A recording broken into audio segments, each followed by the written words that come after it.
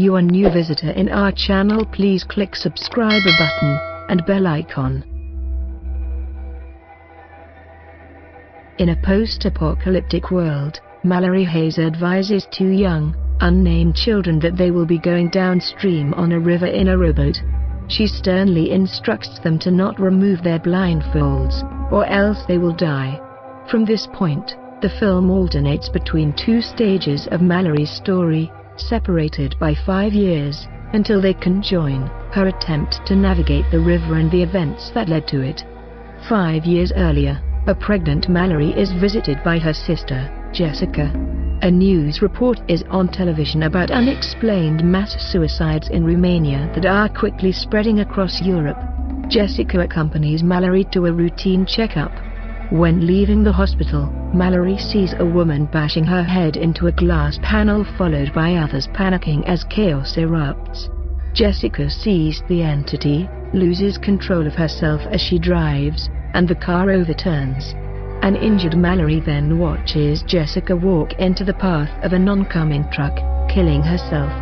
Mallory flees on foot, while a woman invites Mallory over to a house for safety even though her husband, Douglas, disagrees.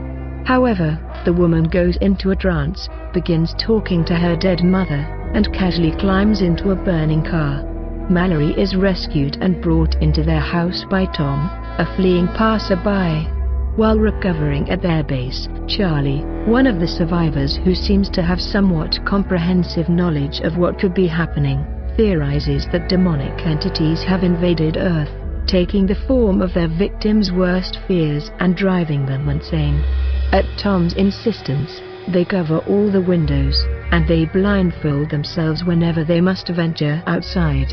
Later, Greg volunteers to tie himself to a chair while monitoring the surveillance cameras to see the entity on TV as it approaches, but ends up killing himself by rocking his chair violently and slamming his head into a hearthstone after seeing it. As the supply of food decreases, and with the arrival of a new survivor, Olympia, who is also pregnant, most of the group go to a nearby supermarket. Mallory finds pet birds and decides to take them along with their supplies. The group attempts to help a co-worker of Charlie's who is locked outside the supermarket begging for help, and whom Charlie describes as a little crazy. As they contemplate the risks of opening the door, the birds go into hysterics. The group is attacked by the co-worker, who was not killed by the entities but is instead used to infect others. Charlie sacrifices himself to save the others, who can make it back to the house. Sometime after, Felix, a survivor, and Lucy steal the car and drive away. Soon thereafter, Olympia lets Gary, a stranger and lone survivor of another group, into the house, against Douglas's objections. Douglas threatens the others with a shotgun but is knocked unconscious and imprisoned in the garage. Later, Olympia and Mallory go into labor. A girl and a boy are born. At the same time, Gary works on various drawings of the entities and seems to undergo a trance. He then puts the birds in the freezer and peeks outside through the windows and starts tearing the paper that's blocking the windows. He opens the garage door in an attempt to get Douglas to see, then knocks out Tom and goes upstairs. He seems quite curious about the babies and starts to uncover all the windows in the room to force the people to see. Olympia fails to look away and jumps out the window. Mallory saves Olympia's baby and hides her with her baby under a cover. Gary forces Cheryl to look and Cheryl repeatedly stabs herself in the neck with a pair of scissors. Douglas blindly attempts to kill Gary with a shotgun but fails, which results in Gary being able to kill Douglas with scissors. While Mallory tries to protect the newborn babies, Mallory's boy and Olympia's girl, Tom recovers consciousness in time to overpower and kill Gary.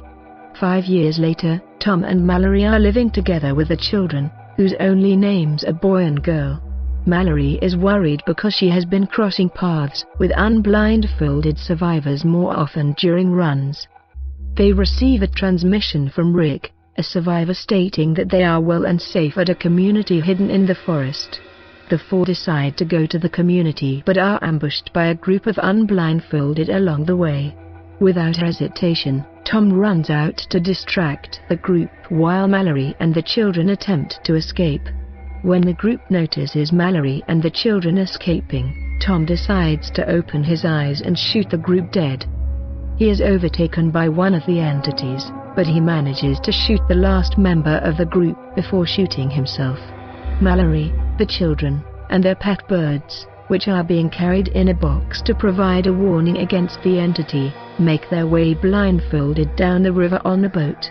The boat flips in the rapids, but Mallory, boy, and girl manage to all find each other.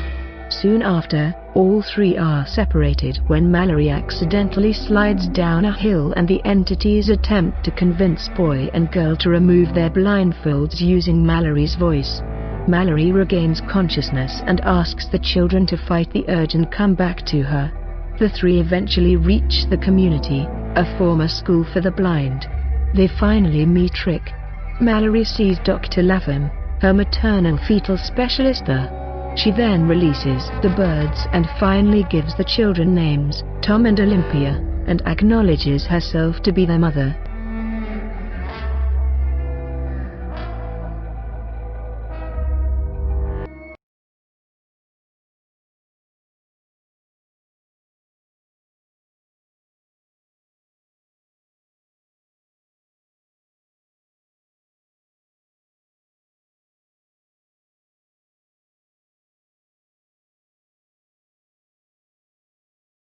You are new visitor in our channel, please click subscribe button and bell icon.